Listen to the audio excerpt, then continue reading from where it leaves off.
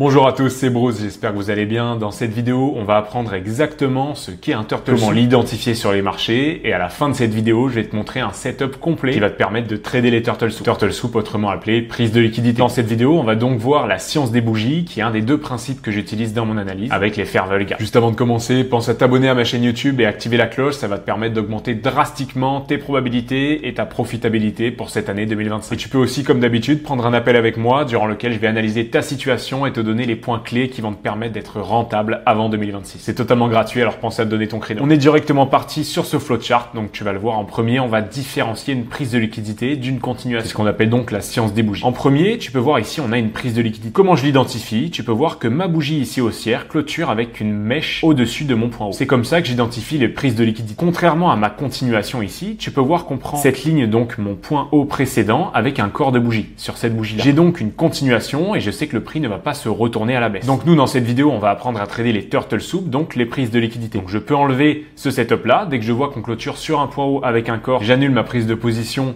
sur les turtle soup. Et par contre, sur ce setup là, on va apprendre à trader une fois que j'ai ma bougie qui clôture avec une mèche sur un point haut précédent ou sur un point bas précédent si tu étais sur un marché aussi. Donc maintenant que tu as identifié ça sur ton graphique, donc ma prise de liquidité, tu vas descendre une time frame en dessous pour identifier les résistances. Les résistances, ça va être les PDRA que tu as sur la gauche de ton prix qui ont des probabilités de faire réagir ton prix dans le mauvais sens. Ici, j'avais donc une prise de liquidité sur un point haut précédent, donc j'étais baissier, mais tu peux voir que ici, le prix rencontre un fair value gap aussi. Lorsque je vois ça, je vais attendre qu'on clôture sous ce fair value gap avec un corps de bougie. Donc, qu'on ne fasse pas une prise de liquidité, mais une continuation. Dès que je vois ça, je sais que ma résistance est invalidée. Donc, attention, j'identifie toujours la première résistance sur laquelle le prix arrive. Et ensuite, je ne fais pas attention aux autres. Ok? Si on invalide ma première résistance, j'ai de fortes probabilités qu'on invalide toutes les autres et que ma prise de liquidité en HTF se fasse valider. Donc ici, tu peux voir ma résistance M15 a été invalidée à 3h15 en unité de temps de New York. On est donc au début de ma session de Londres et ici, tu as deux possibilités, donc deux exemples, deux modèles d'entrée qu'on va voir dans cette vidéo. Le premier modèle, ça va donc être directement de rentrer sur la clôture de ma bougie qui invalide ma première résistance. Ici, tu peux voir donc, je vais te tracer avec des traits le fair value gap et on clôture avec cette bougie sous mon fair value gap aussi. Je place donc directement mon point d'entrée et je mets mon stop loss sur le point haut de cette bougie. Le point haut avec un corps car ici, la mèche n'a aucune importance. Et pour le point haut, tu peux soit prendre le corps de bougie si ton SL est trop gros, soit prendre le point haut de la mèche. Et ensuite, tu peux placer ton TP sur un ratio fixe ou tout simplement sur le point bas le plus proche. Et tu peux ensuite placer ton take profit sur le point bas le plus proche ou tout simplement mettre un ratio fixe. C'est ce que je fais. Moi, je mets un ratio de 3 fixe. Tu as donc ici un modèle d'entrée. Tu identifies en HTF ta prise de liquidité avec une mèche. Tu attends qu'on invalide la résistance et tu rentres directement sur la bougie d'expansion. Par exemple, pour ce premier modèle.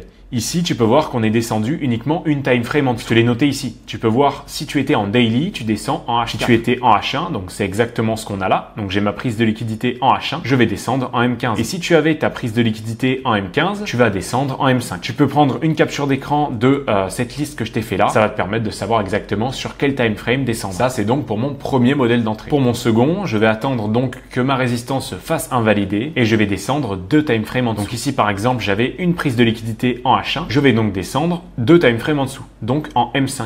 Et je vais attendre à la création d'un fair value gap M5. Ça ici, donc H1, M5. Et ici, tu peux donc voir que sur ma session de Londres, on a bel et bien créé un fair value gap M5 baissier. Ici, tu peux voir que j'ai un breakaway gap, donc un fair value gap où ma troisième bougie est aussi en expansion. En temps normal, je rentre sur la clôture de cette bougie-là et je mets mon ratio de 3 où je target mon point bas. Malheureusement, ici, ça me faisait un stop loss beaucoup trop gros. Quitte à rater le setup, je préfère avoir un bon stop loss plutôt que me prendre un break-even. J'ai donc placé ici mon ordre limite à l'intérieur de ce fair value gap. J'ai mis mon stop loss sur le point haut de la bougie d'expansion, donc la deuxième bougie qui crée mon fair value gap, et j'ai mis tout simplement un ratio de 3, mais tu aurais pu encore une fois avoir en target le point bas de cette session. Et ici, comme tu as pu le voir, c'est le setup qu'on appelle AMD, mais je vais pas te le nommer ou je vais pas te l'apprendre puisque tu as uniquement besoin de la science des bougies. Ça va juste t'embrouiller puisque tu vas avoir du mal à identifier les différentes phases, alors que là, j'identifie juste ma prise de liquidité avec les bougies. C'est pareil avec tous les autres concepts d'ICT, les order blocks, les breaker blocks, etc. J'en ai pas besoin puisque juste avec, comme tu peux le voir ici, ma prise de liquidité, donc la science des bougies et avec les fair value gap, je peux prendre des setups à forte probabilité. Évidemment, je ne te dis pas que ces autres concepts fonctionnent pas, je sais qu'ils fonctionnent pour d'autres traders, mais aussi aujourd'hui, tu as ce problème-là d'avoir beaucoup trop d'informations et tu te sens perdu. Je te garantis que ces deux concepts-là vont te permettre de trouver la rentabilité et donc ça va être un gros travail à faire pour toi, mais il faut que tu le fasses absolument. C'est d'oublier tous les autres concepts que tu as appris pour te focus à 100% sur ces deux concepts-là. Donc la science des bougies et les fair value. Je te fais un rappel ici tout simple, la prise de liquidité, elle se fait avec une mèche, donc Donc j'attends ma clôture et tu peux voir ici donc sur le setup que je t'ai montré, on est rentré sur cette bougie là. Ici ma bougie clôture avec un corps haussier alors que j'ai un biais en HTF, donc par exemple en daily ou en weekly baissier, je ne vais tout simplement pas traîner. Ici tu as donc deux excellents modèles d'entrée que tu peux directement dès aujourd'hui aller bosser sur ton graphique pour commencer à pouvoir les traîner. Je ne te demande pas de me croire dans cette vidéo, je te demande d'analyser, de prendre des notes et d'aller voir directement sur ton graphique puisque je sais que ça fonctionne. Tu vas aller voir sur ton graphique, donc tu vas attendre par exemple en H4, tu vas identifier une prise de liquidité, tu vas attendre qu'on prenne un point haut avec une mèche et juste après tu vas descendre une ou deux time frames en dessous, donc ici tu descendrais en H1 ou en M15 et tu vas prendre ta position ou tu vas la marquer sur ton graphique pour voir si elle passe ou si elle passe pas. C'est un travail que tu peux faire dès maintenant à la fin de cette vidéo qui va te permettre de voir si ça fonctionne ou pas. Et si tu peux dès aujourd'hui l'implémenter dans ton trading. Et donc sur ce setup, tu peux avoir facilement 3. Tu peux voir ici, je t'ai noté, le Turtle Soup arrive plus fréquemment en petite unité de temps qu'en grosse unité de temps. Pourquoi? Eh bien car les zones HTF sont souvent très bien respectées. Donc si j'ai un fair value gap baissier en daily par exemple, j'ai de faibles probabilités que le prix passe par-dessus, vienne prendre la liquidité du dernier point haut avant de chuter. Je sais qu'il va directement réagir à ce fair value gap daily que je pourrais aussi traiter. Donc ici, ce setup fonctionne très bien en H4, H1 sur mes prises de liquidité, même en M15. Donc c'est plus un setup adapté au day trading plutôt qu'au swing trading. On va ici voir des points clés super importants. Si tu veux trader ce setup, il faut absolument que tu prennes une capture d'écran ou que tu prennes des notes. Ça va te permettre d'augmenter tes probabilités. Le premier point, ça va être ici, si tu as moins de momentum vers le high ou le low de ma prise de liquidité, c'est un meilleur Turtle Soup. Donc c'est un Turtle Soup à forte probabilité. Je m'explique. Ici, tu peux voir qu'on vient prendre ce high avec un momentum très faible. Comment je sais que c'est un momentum faible? Car le prix ne crée pas de fair value gap haussier.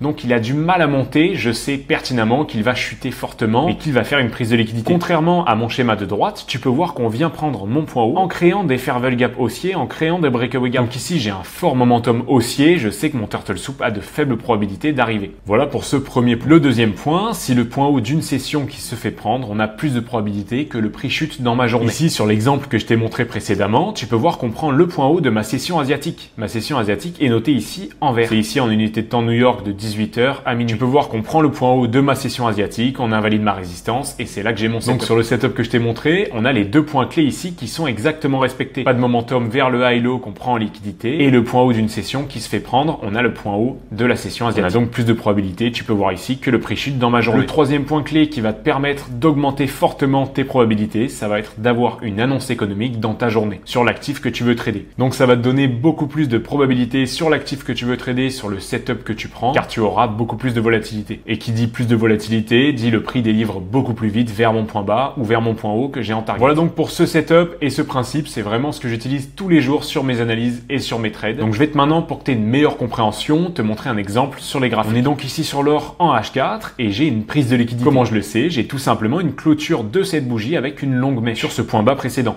J'ai donc de fortes probabilités que le prix parte à la hausse. Je vais maintenant regarder mes points clés. Ici, est-ce que j'ai des fair value gap baissiers qui se sont créés juste avant la prise de liquidité qui me montrerait un fort momentum baissier? La réponse est non. Tu peux même voir que le prix fait des bougies en range. Il a vraiment du mal à chuter. Ça me montre donc un faible momentum baissier. Je sais que le prix a de fortes probabilités de partir à la hausse par la suite. Pour le deuxième point clé, est-ce qu'on prend le point bas d'une session? On va le voir par la suite lorsqu'on descend en unité de temps. Et pour le troisième point clé, est-ce que j'ai une annonce économique dans ma journée? La réponse est oui. Ici, j'avais une annonce économique USD rouge dans ma journée. Ici, on est donc en H4 et je vais décider de rentrer sur ce modèle. Ok, donc sur la création d'un fair value gap baissier, 2 unités de temps en dessous ma prise de liquidité. Donc ici on est en H4, tu peux voir que je vais descendre 2 unités de temps en dessous, donc on va descendre en M15. Je suis donc en M15 et je vais attendre la création d'un fair value gap M15 haussier, puisque j'ai une prise de liquidité sur un point bas. J'en ai un juste ici que je t'ai tracé en bleu, je vais placer mon ordre limite à l'intérieur et je mets un SL sous la bougie d'expansion. Donc ici tu peux voir que le prix vient à l'intérieur. Lorsque le prix est à l'intérieur, je place mon achat, donc ici on va mettre un lot, voilà pour l'exemple. Je place mon achat ici en buy. Ok, je mets mon stop loss juste ici sous la bougie d'expansion et je place mon TP sur un ratio de 3. Donc si on a 10 $ de risque ici, on va mettre 30 $ de profit. Donc je place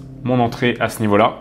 Bon, il est rentré un peu plus haut, mais c'est pas grave. Et ici, je vais avancer donc bougie par bougie jusqu'à ce que mon TP soit touché. Ici, tu peux voir qu'on me crée un point bas et le prix fait une nouvelle expansion. À partir de ce moment-là, je peux placer mon stop loss sur le point bas précédent. Sur le point bas qui s'est créé. En plus de ça, on a créé de nouveaux fair value gap M15 haussier. Donc je peux, voilà, j'ai de fortes probabilités que le prix ne retrace pas sur mon point d'entrée, donc je peux déplacer mon stop loss. Je continue mon setup et ici on a notre TP qui est parfaitement touché et on a un ratio de 3 sur ce setup. Je vais regarder si ma condition était respectée sur la session asiatique. Est-ce qu'on a la session qui a été prise? Je me place donc ici à 18 h, je me déplace juste après à minuit. Et tu peux voir qu'on fait exactement le point clé que j'aurais attendu. Et tu peux voir que ce setup avait encore plus de probabilité puisque ici on vient liquider le point bas de la session asiatique. Regarde, je te la trace ici, tu peux voir qu'on prend la liquidité et le prix fait son expansion. Et donc c'est un setup qui arrive très souvent sur l'or, sur les paires Forex, mais aussi sur le Nasdaq. Sur les paires Forex, on a souvent cette prise de liquidité sur la session de Londres et ici on avait sans doute un manque de volatilité sur la session de Londres, donc le setup s'est formé sur la session de New York. Et sur les indices, il se forme très souvent sur la session de New York. Voilà pour ce setup et le principe que j'utilise. J'espère que ça a pu t'aider à clarifier certains points dans ton trading. Si tu as la moindre question, tu peux me la poser sur Instagram, je réponds à tout le monde et je suis très actif là-bas. Tu peux aussi t'abonner, je partage énormément de contenu. Et ensuite, comme je te l'ai dit au début, pense à me donner ton créneau pour que je puisse t'aider à débloquer ton trading et que tu puisses être rentable avant 2026. Je te dis à la prochaine, c'était Bruce.